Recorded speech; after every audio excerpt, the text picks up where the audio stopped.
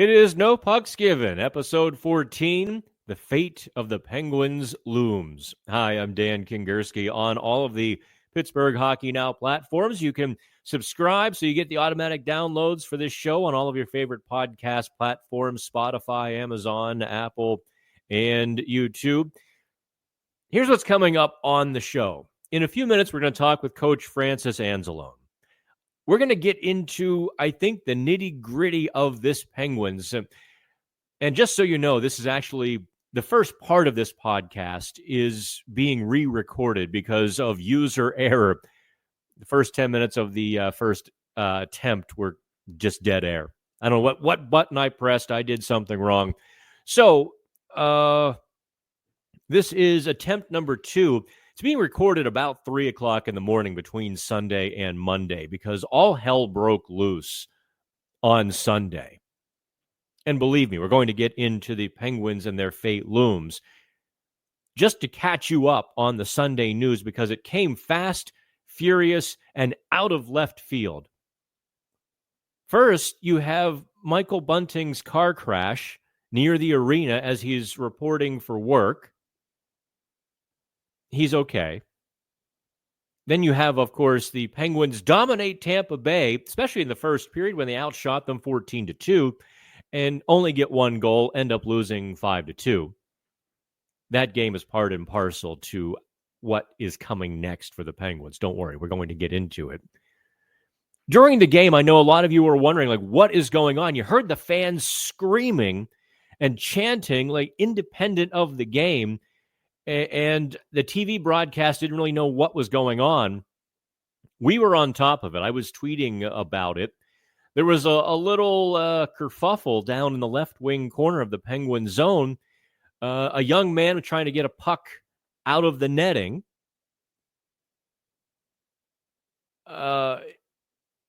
Whether he was successful and an older fan took it, or it dropped and the older fan swiped it from him, is a little bit unclear. But this young fan, about 12 years old, is working for a puck here, and the old fan takes it. So it starts with a couple hundred in that section, and everyone realizes what happened, and it balloons to a couple thousand people chanting at this older fan to give him the puck, give him the puck. People are going nuts over this. And the guy did not handle himself very well. So he takes the puck from a kid, first of all. He gives it to the woman sitting beside him, who we've been told was a granddaughter, but she's, well into adulthood. Fans are going crazy. I'm tweeting about, the fans going nuts, kind of independent of the game. Penguins families sitting a couple sections over see what's going on. They go downstairs. Now, see, this is kind of what was happening when I recorded the first version of the podcast. I finished up, and I had a bunch of DMs and videos sent to me, including some of our best sources. If you ever want to know what's going on, you don't make friends with the people who are at the top of the food chain. You make friends with the people who run things. Those are the people on the bottom of the food chain, like me. And, some people who work at the arena completely spilled the beans. They're like, okay, this happens. We've got the story on Pittsburgh Hockey Now, the full story of what was going on. It's insane. So Penguins families see what's going on. One of the Penguins' wives, I won't name her, didn't name her in the story because I don't have her permission, and I think she was a little bit uncomfortable about the situation because after she intervened to do something wonderful, it got worse. So she the ushers take her downstairs to the family room to retrieve a game puck. She comes back up with an usher, gives it to the aggrieved boy. He's on cloud 9. He's about 12. I mean, that's prime time hero worship, right? If, to be at a hockey game close by, your second, third row. So she gives him the puck, gives him a hug, and the place goes crazy. They love it. Well, everyone except one guy loved it. The guy who swiped the original puck is now what one source told us as irate. And you can see the video in the story. So this guy gets mad that this kid just got a puck. Tears into the kid's mother. Oh, you got to be kidding me. So now it's time for him to go. The ushers are like, yeah, you got to go, man. So he tears into the ushers. So he's being escorted out, the full story. And this wild ride, he gets to the top of the section. He's flipping people off. And this guy is like 65 years, 65 years old. Flipping fans off. Gets to the top of the section where the Pittsburgh police are waiting for him. I guess he tore into them too. But the wives were uncomfortable that their good gesture kind of escalated it was, read the story. So after I recorded the first podcast, and I spent like 2 hours putting the story together and getting it up on the website somewhere, closer to 1 a.m., and I can already see it going viral nationally. And it's like, oh, okay. I kind of feel bad for the older fan in a little sense because he's going to wake up tomorrow or on Monday in a few hours if he hasn't had to wake up like 3 times to pee already. And he's going to realize what a complete jackwagon. At least I hope so. I hope his conscience taps him on the shoulder like, dude. But check out the story. Now to the Penguins. They are teetering now. They're now below 500. Teams are catching them. The Red Wings especially, now with the right coach in place, Todd McClellan. They're reeling off wins as fast as they can play games. Ottawa, emboldened by their victory, had another solid game on Sunday. So Ottawa is now ahead of the Penguins with 2 games in hand. That's no bueno. Montreal and Columbus are still there too. So the Penguins below 500 have now fallen below 3 teams outside the playoff seeds. And they're ahead of the New York Rangers only because they've played 3 more games. That's how bad things are for the Penguins right now, who are, 18, 19, and 8, that they're down with the Rangers. They could very quickly be at the bottom of the Eastern Conference. And you know what's coming, right? You know the situation the Penguins find themselves in if they don't start winning games and get back in the playoff hunt. Kyle Dubas is going to dismantle the team. That's pretty much, they're racing against time or they're racing against the guillotine here. And yet Sunday, the Penguins' biggest flaw was exposed. They don't have anybody to put the puck in the net consistently or reliably if they're not wearing a jersey with a 7 on it. Ricard Raquel, 67, Sidney Crosby, 87, Brian Rust, 17. Outside that line, the Penguins are in deep trouble. Granted, on Sunday they played without the red-hot Michael Bunting. They also played without Evgeny Malkin, whom they placed on IR Sunday, so they could activate Philip Tomasino. The Penguins' second line on Sunday, you can downplay them or you can call this the opportunity line. For everyone who says, play the young players, look at the second line. Drew O'Connor, Cody Glass, Philip Tomasino. That is essentially 3 guys looking for the opportunity, needing the opportunity, now have a chance to really seize it, and they didn't do a lot with it on Sunday. No goals, certainly. They were well outchanced. They were the only line that was outchanced.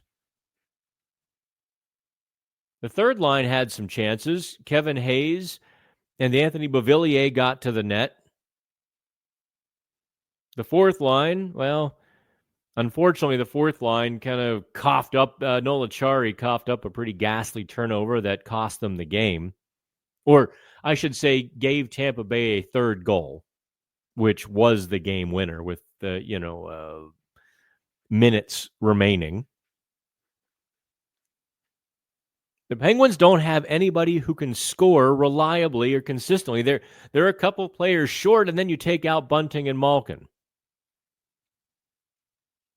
A slew of difficult games await. If you think Buffalo is going to roll over for the Penguins, I've got some bad news.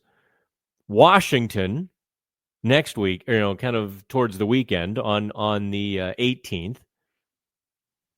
And then they go out west.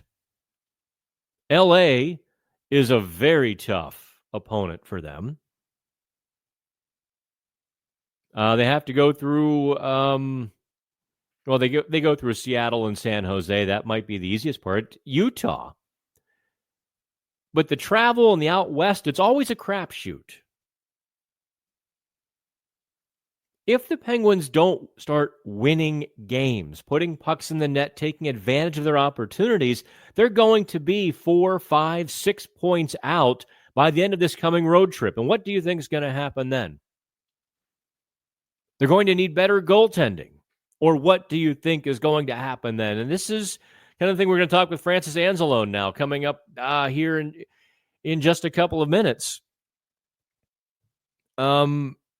I rolled through the locker room on Sunday, and I kind of want you to hear this before we get to Francis, because this is kind of where the Penguins are stuck.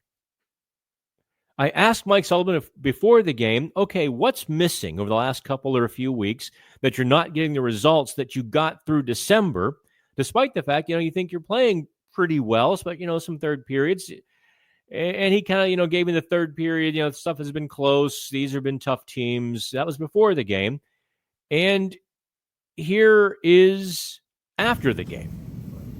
Listen, their intentions are in the right place. We're trying to make good decisions through the neutral zone. We're trying to play the game straight ahead. We're trying to get inside the dots and get to the blue paint. There were a fair amount of instances in that regard. I think at the end of the day, all you can really do is control the process and how you go about it. You can't always control whether the puck goes in the net or it doesn't go in the net, but we can certainly control the process, and I think the players, their intentions are in the right spot. A few weeks ago, pucks were going in the net for some guys. Lately it hasn't been the case, but I think we just got to stay with it. We got to dig in here. As I said, barring the game yesterday, which I thought was a little bit of an outlier when you look at the last 7 or 8 weeks of this team. We're in every game we play. Tonight's no different. I thought it was we played a real competitive hockey game. We just came on the wrong side of the score. Now I'm unmuted. Now I'm talking. Francis, how are you, sir? Oh, hang on. I keep double clicking. Muted. There we go. All right. We're both unmuted. We're both here. Look at that. Sometimes the monkey can work technology. Very good. Okay. Francis, you were the one who you texted me Sunday, and I'm going to kind of use your text as the basis or the start of our conversation.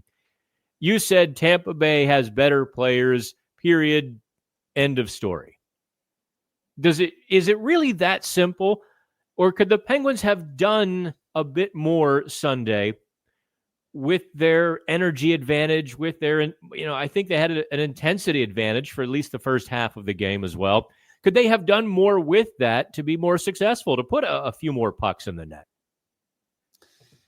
Yeah, I think the key is in the first period when they had an enormous shot advantage, an enormous chance advantage, they came away. It's another period where they weren't able to finish. They weren't able to head to the locker room with a 2 or a 3 goal lead, which it would have done a lot for the morale. It would have done a lot for the crowd. Their puck possession in the first period, I thought, was outstanding. They were very good along the wall, cutting back and playing heavy. What could they have done more, Dan? What could they have done to maybe turn the tide? penetrate and get to the inside. I know it's a general statement. We're not going to break out the whiteboard. We're not going to show any video right now. That was maybe the one area that was missing in the first period in particular that could have maybe given them that lead. Well, that's what I was digging for in the locker room, too. I was desperately trying to lead some guys into saying that to get in Jonas Johansson's grill. I mean, here's a backup goalie who's played 8 games this year. He's not exactly Dominik Hasek. Rough him up a little bit. Get in the kitchen there, stir some chaos. I know they were missing Michael Bunting, and I know they're missing Evgeny Malkin. Surely some other guys could have picked up that slack, and I thought that was the disappointing part, that Cody Glass didn't pick up the mantle, that Drew O'Connor didn't pick up the mantle of Michael Bunting. Some of the other players, Anthony Beauvillier, I know you're really high on him. He's very structured, but I thought those guys played small games when they could have played a big game Sunday. And that was just maybe emblematic of what's been going on the last couple of weeks. Well, the Penguins' connected game was much better against Tampa Bay. They were in 5s for most of the night all over the rink. You'll notice, Dan, in the offensive zone, the forwards, their triangle was very, very tight. The downside of the tight triangle is when you pull free, you're farther from the net. So you will have noticed at times the puck carrier would roll up the wall. We call him F1, as most of the viewers and listeners know. F2 was very tight to F1. F2 was not necessarily right at the net. So if pucks got to the interior or pucks got out to the point, the Penguins were not in Johansson's grill as much. So the positive is they were able to keep possession.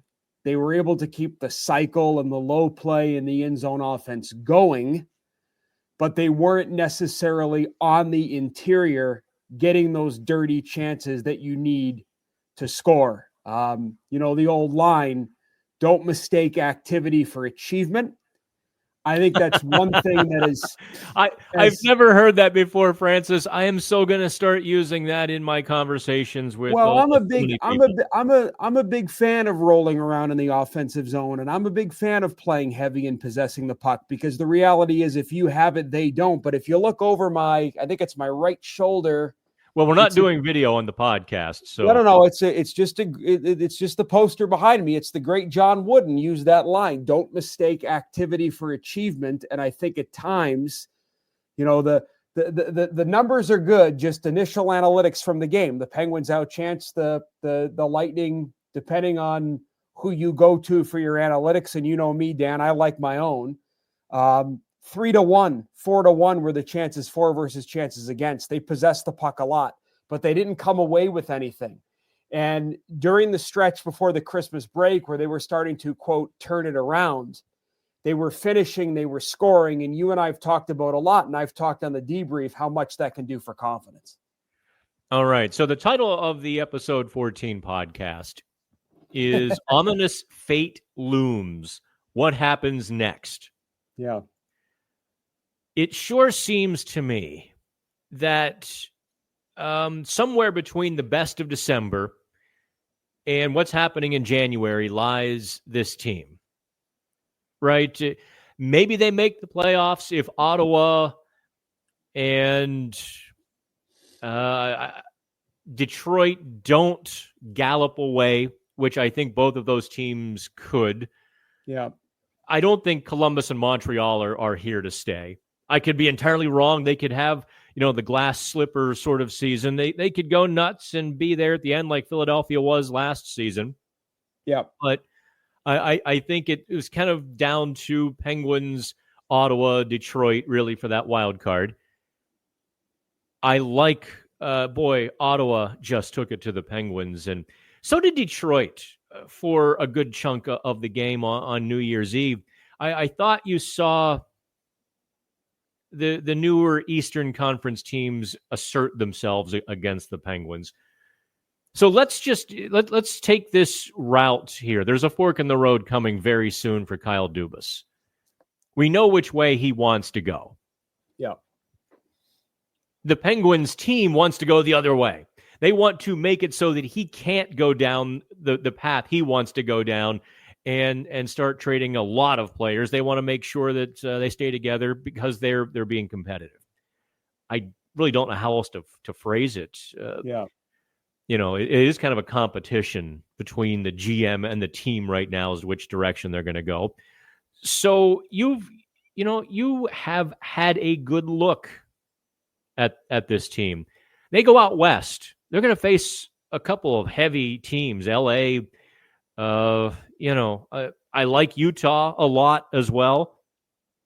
They could go out there and they could lose a lot of the next 6-game road trip. I think it's only 6. 1, 2, 7.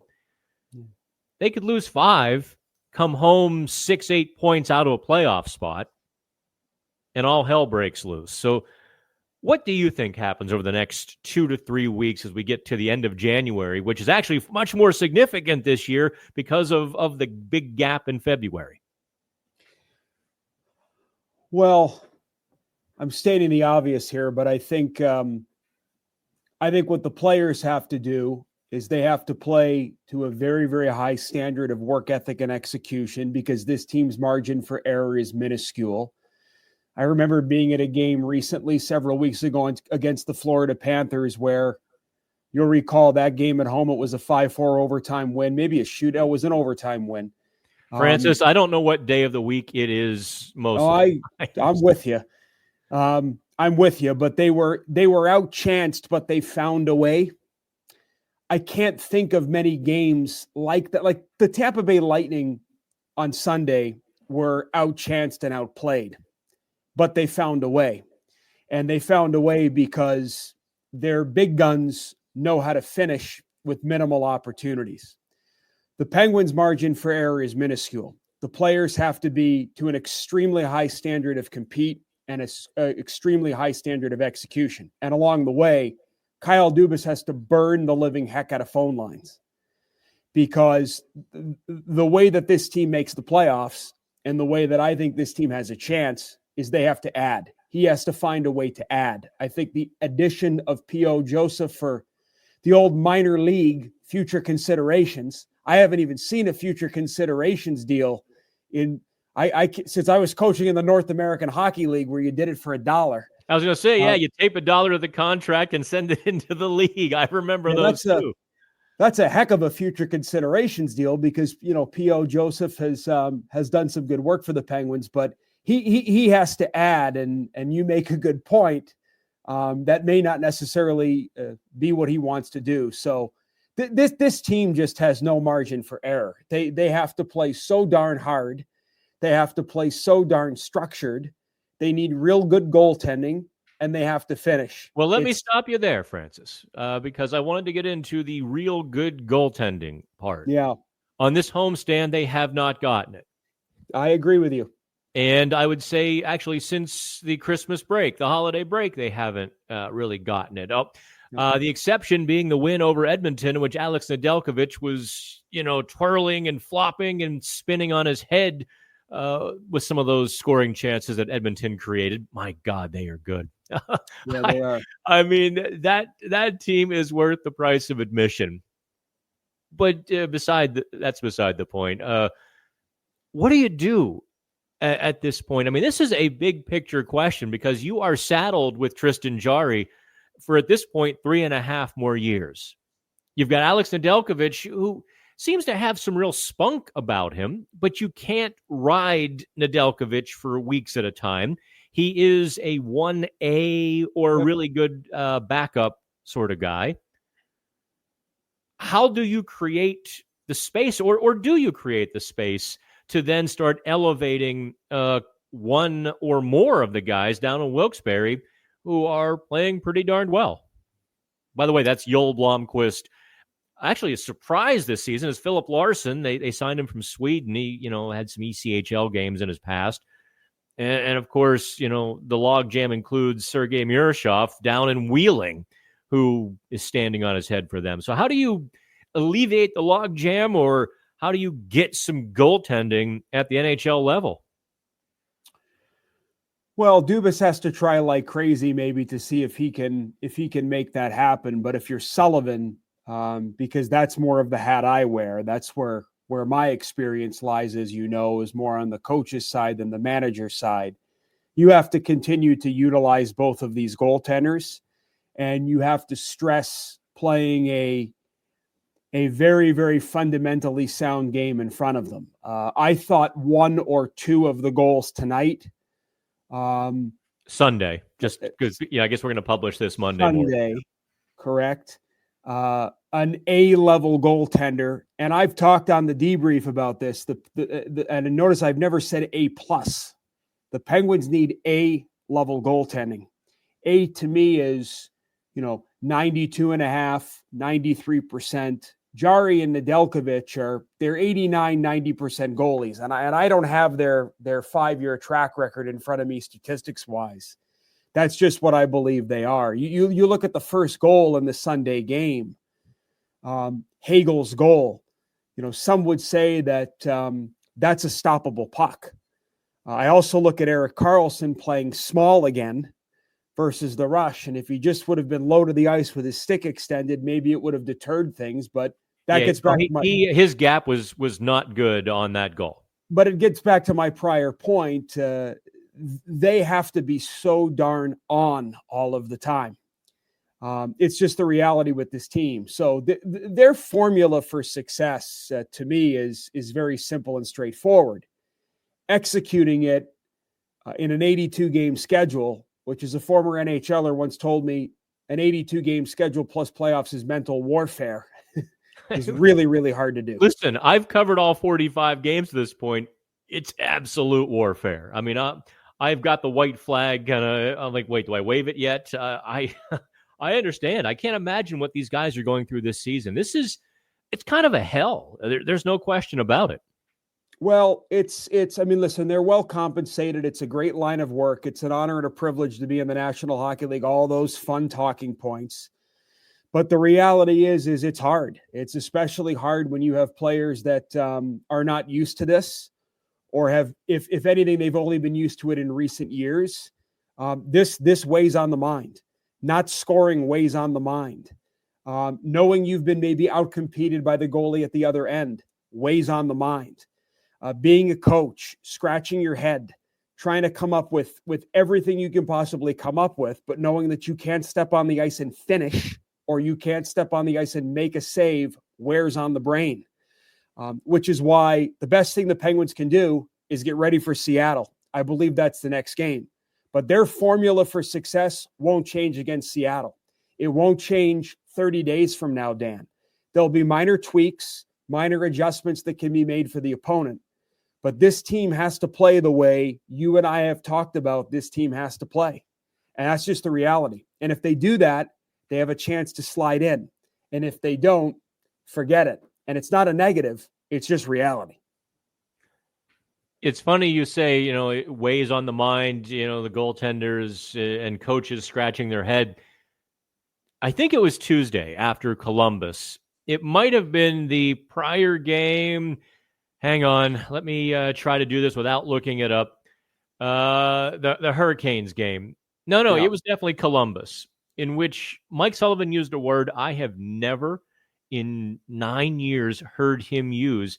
And he said, yeah, it's discouraging. Yeah. You could have knocked me out of my chair with a feather at that point when he said that. So, yeah, I'm going to ask you maybe a behind the scenes question, not about the Penguins, but you've been around enough teams, you've coached teams. When you're not getting great goaltending, does that begin to create a separation between player and goaltender, or players and goaltender? Yeah. You start to kind of look side-eye at the guy like, dude, give me one more save. We'll get you that goal if you give me that save. I know they would never admit to it publicly, and they preach the togetherness and one for all for one, all of that. I have to think, just human side of it. Occasionally you look over and be like, come on, man. The short answer to your question is yes. where it really gets compounded and where it can really become a big factor is if the goaltender isn't a hard worker, a real good teammate, or doesn't battle his rump off in practice. So one of the things I love about Nedeljkovic, okay, and he was like this as a 14U goaltender playing in Detroit, Michigan. This has been his MO all the way up. And you scouted him way back then, I bet. Way back when he was on a team with Dylan Larkin and Zach Werenski, if I'm not mistaken. Bell Tire AAA, if I'm not mistaken. I know Larkin and Werenski were teammates. I believe Nedeljkovic was on that team. Well, I can check into this for you on Tuesday. You can fact check it. He is a battler. He has always been a battler. If you talk to Alex Nedeljkovic after games, and you do, I don't, I think it's safe to say that if the Penguins give up a 5-on-0, he believes he should stop it. Yes. Tristan Jarry takes responsibility for just about every goal. He's like, there was a goal in Detroit. Might have been the deciding goal. Big traffic in front. He kind of guessed wrong on the lane. And his thought process, and you might appreciate this, how quickly he processed the game. He said, well, there was a big lane to my left, so I figured the shot would come from there, but it came from the other side. And the shot kind of hit him. Now, both defensemen completely lost their net front battles. So there's obviously a surprise rebound. Neither Penguins defenseman can get it. It gets chipped into the net. You're right. He's taking responsibility for it. That is not necessarily a common reaction after a lot of Penguins games. Yeah, and Jarry, and I want to go around it. And Jarry, I want to use my words carefully here, and I only want to use my words carefully because I am not on the inside and I do not coach him, and I'm not going to BS our audience and insult their intelligence by pretending I'm someone that I'm not. Jarry is more calculated. He is more analytical, So when push comes to shove, if you have two goaltenders that are from a numbers standpoint, from a pure results standpoint, they're playing about the same. The guys want to play in front of the goalie that works his butt off in practice, is a good teammate, and believes he should stop every puck. Now, they'll always love that guy, and they'll always play hard in front of him. But if the other guy, and I'm not saying this is Jarry, is a little bit more on the arrogant side, a little bit more on the flamboyant side, you might not hang out and grab a coffee or a beer with that guy outside the rink, but he's a money goaltender who comes through. That's the guy they want in the net.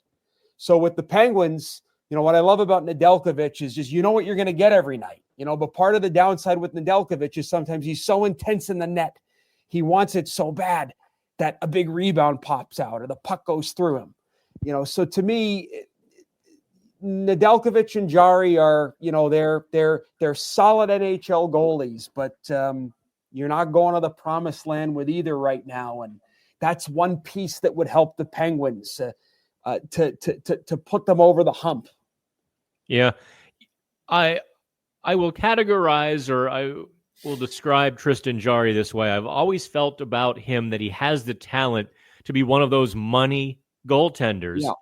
But it has felt, he's 29 now. You can't say he's a young goalie anymore. This is, he's been battling to be an NHL regular since essentially 2017. His career has felt like a game of chutes and ladders. You get so far, you slide down. You get back up, slide right back down. And this year especially, it felt like he was almost to the promised land. Or I guess maybe late into last season, he was almost across the threshold. Yep. Firmly established, and people were talking about him for the Olympic team, and rightfully so, because up until, let's say, arbitrarily, without looking at exact numbers or days, into mid-February, he and Nedeljkovic were a top 5 goalie tandem, in large part because Tristan Jarry was just lights out. I mean, he was playing his butt off, probably the best season of his career. And then somewhere in that late February, it just went away. He hit that big slide, like all the way back to the beginning, starts this season, and it's just, it's not there. goes down to the AHL and does the work, comes back and is increasingly better. And then after Christmas, he hits the slide, and we're back to, where he was. And if I'm the Penguins, I'm like, I guess this is the game, right? You're never going to win the game. I don't know what they can do about that doesn't impede their future. That means trading assets to trade him. That means destroying any chance of trade value by putting him in Wilkes-Barre Scranton. That means maybe crushing his confidence by just letting him watch Nedeljkovic and Blomqvist in net. It just seems like a mess of a situation to me. Yeah, it's a nasty contract. And this is a business. This is a numbers game. It's a nasty contract. It's not an easy contract to move. These are the goaltenders for the Pittsburgh Penguins today. It is what it is. It's the bottom line. And there's a style that I think has to be played in front of these goaltenders. I think that both of these goalies are capable of giving you a great game every now and again. But these are not the type of goaltenders. They're different personalities, sure, who can put the team on their back and say, follow me. I think Nedeljkovic is that type of guy. I just can't say he's that type of goaltender when all is said and done. So this is who they are. Well, I was working on a story that got scrapped Saturday night. I guess the story got scrapped, in which we worked the locker room and said, hey, tell me about what Alex Nedeljkovic brings to the team. And the quotes echoed exactly what you've talked about. Yeah. From Mike Sullivan to Marcus Pettersson and some other guys who, spoke very complimentary of those intangibles and that attitude that he brings. Of course, I didn't get it written in time, or perhaps that's fortunate. Obviously, Saturday night was not his best. Gives up a pair of goals in the first two shots, and the Penguins, promptly lay an egg against Ottawa. If I had to demand an answer, Francis, what do you think? Do you think the Penguins stay in this race, this playoff race, and game 82, are they playing for a playoff spot, or is this about to melt down on the long road trip and the division games following it? Which path? Not that you're a betting man. If you had a few matchsticks to throw on either side, which way are you going? I'm not going to sit here and say that I believe they will melt down. I don't think that is going to happen. I don't think a team led by Sidney Crosby, Chris Letang, Mike Sullivan will melt down per se. I don't mean to make this a semantics game, but my gut tells me that they will now start to get past, just because of the reality of how hard they have to play. You mean get past in the standings? Correct. And my logic is I think Ottawa is a trending team that has younger, fresher players on the rise. This is nothing against Derek Newsy Lalonde, who's a terrific coach and a good hockey man, recently let go by the Red Wings. But I think that if Steve Yzerman needed to make a change, the gentleman that he brought in, Todd McClellan, and his presence and his experience is exactly what the doctor has ordered in Detroit. I do think that the Flyers and my good friend John Tortorella, I think they will figure this out at some point. Though goaltending is a major, major issue there. I'm actually, as the words come out of my mouth, I'm remembering how crazy the goalie situation is in Philly right now. It's kind of a funny thing, Francis, that the Flyers have this right-handed defenseman that they're having difficulty trading because of a $5+ million contract. Yeah. And the Penguins only have two right-handed defensemen. And the Penguins have an extra goalie with a $5+ million. I'm just, spitballing here. No, and that's a big reason why I enjoy doing this with you. You don't send me the questions in advance. We're having a conversation right now here. And as I'm listening to myself talk, the I like to hear myself talk too. The East is riddled with teams with challenges. So, this is a far from perfect Eastern Conference right now. And the wild card is anyone's right now. But my gut still tells me right now, through no fault of their own, the Penguins will find themselves on the outside looking in. I don't think they're going to melt down. I don't think we're going to see a catastrophe on our hands here right now. But I look at this team and I say to myself, I think they play to their potential most nights. And, I put myself in the coach's shoes a lot. The job of a real good coach is to maximize the collective. The job of a real good coach is to maximize the individual and the collective. And the job of a special coach is to do both and help his players love the game more when they leave than when they arrived. I think Mike Sullivan is real good at the first two. I don't know him good enough to know about the third. I think this group maximizes their abilities most nights. I do. My gut tells me they'll be on the outside. I don't think they'll melt down. We'll see if Dubas can make a move. The only reason that I think they find themselves in is if this Eastern Conference and some of these teams with more talent don't get her going.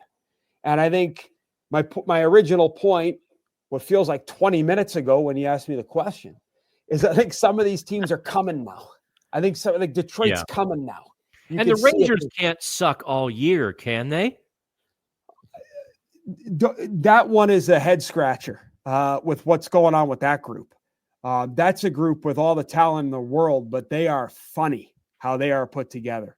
They are funny how they are constructed. They are a recipe with a lot of good ingredients, but the cake ain't so hot when it comes out of the oven. I felt like quoting George Thorogood. Yeah, everybody's funny. Now you funny too. All right. That's very relevant here. Francis Anzalone. My friend, it is always fun when I get a chance to have you on the show and we get to talk some hockey. I wish my schedule and the plane rides matched up with your schedule and your plane rides. And maybe one of these days we'll actually cross in the same airport. That would be interesting. By the way, I find this year I have discovered the Delta Sky Club. Oh, boy. Oh, my.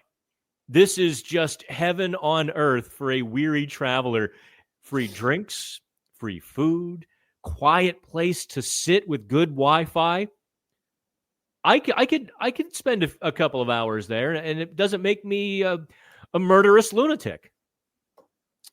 I am a proud Diamond Medallion member on Delta.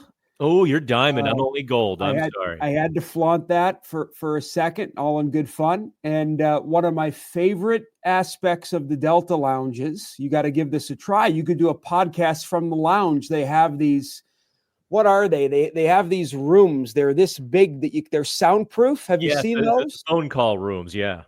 You could do Diamond Dan from the Delta Lounge.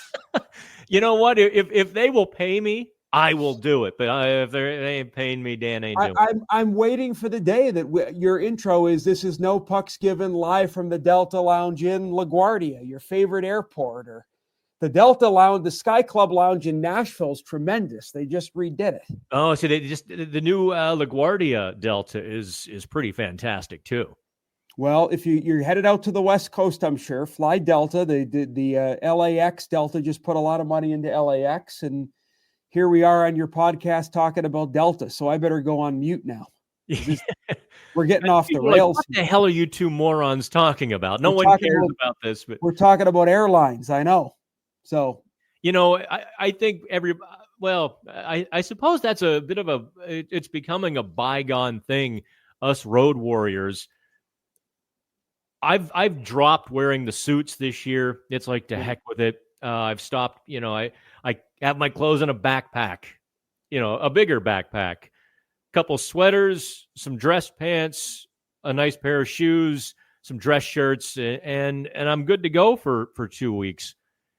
It's much easier than trying to roll all those clothes and a couple of suits into a bag and stuff it into, carry on, or even, God help me, checked luggage. You're like 50-50, flip a coin. Am I going to get this back or not? Here we go. But I digress. One thing I'll say, and I think our viewers and our listeners know this. Traveling in the National Hockey League is quite a luxury for players and staff. The bus pulls up a couple 100 feet from the plane. Step off the bus. go through security, get on the plane, land, get off the plane, on a bus, right to the rink or the hotel. I mean, Yeah, you're people not prepare the food for you and everything. Yeah. Yeah, and you're not living that life. You're pounding the pavement. So, everybody can rest assured, whether they agree with you or me or not, you're definitely putting the time in. So I'll give you credit for that. No one can ever take that away from you. That's my attempt at putting you over, as they say in wrestling, Dan. I've just attempted to put you over here on the podcast. Oh, I think the amount of gray in my hair from 12 months ago to today probably speaks volumes on that. Francis, one of these days we will actually cross paths in person. It's been a lot of fun, and I think we're going to stop here because if we get any further into some of these other players, and maybe the next time you and I chat, we will talk about Erik Karlsson and what happens to him. I kind of realized I became the heavy in the locker room for a week. I asked Marcus Pettersson about his future, and I kid you not, Francis, he gave me almost a heartbreaking look when he shook his head no, that there hasn't been any contract talks. And then I was able to confirm before and after I spoke with him that situation is exactly as it sounds. A week later, I kind of wander over to Erik Karlsson, and I say, hey, listen, I've got one of those dickhead questions. And he's like, okay, here we go. He knew exactly what was coming, and I thought he handled the potential trade question. If the Penguins do go through this, we'll call it the long road, rebuilding and such, what happens to Erik Karlsson, because he wants to win a Stanley Cup. He doesn't care if he's going to be a Penguin for life. That's not his goal. He kept the door open to that. Like, hey, that's to be determined. I'm trying to make the playoffs now. Yeah. Perfect answer. Like he glided through that like he can glide through the, middle of the ice. There were no turnovers there. So maybe next time we'll talk about his game and his future, and we'll get into all of that. Yeah, so, I'll leave you with this. Every time I'm around high-level players and high-level teams, whether it's as a coach, as an observer, as a guest coach, it could be the NHL, the American League, Major, Junior, Europe, NCAA Division I. Whenever I'm in those high-level situations, even as a fly on the wall, which I've been very fortunate to be with the Penguins, I am amazed.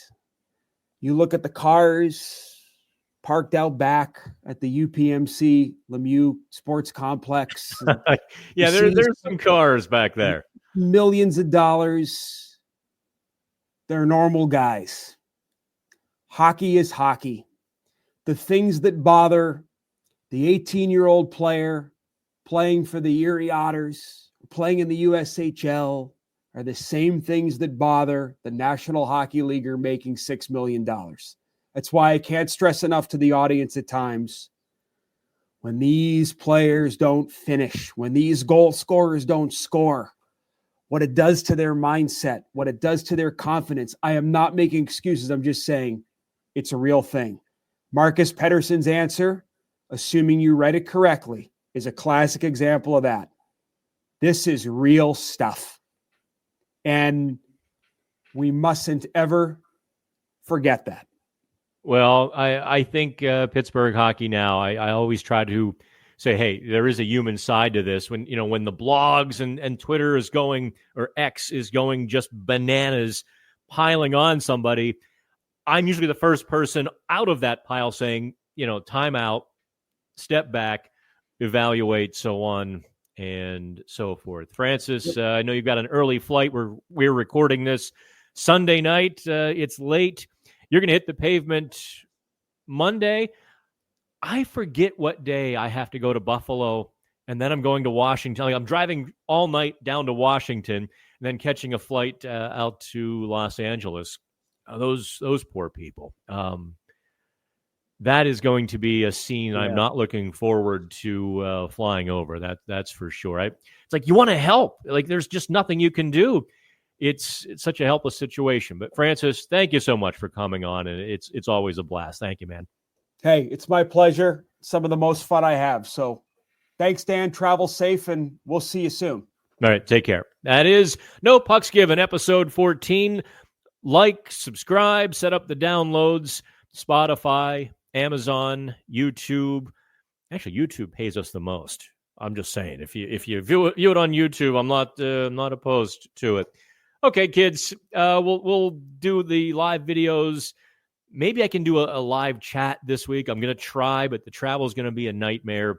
I might have one eye open if I can do one.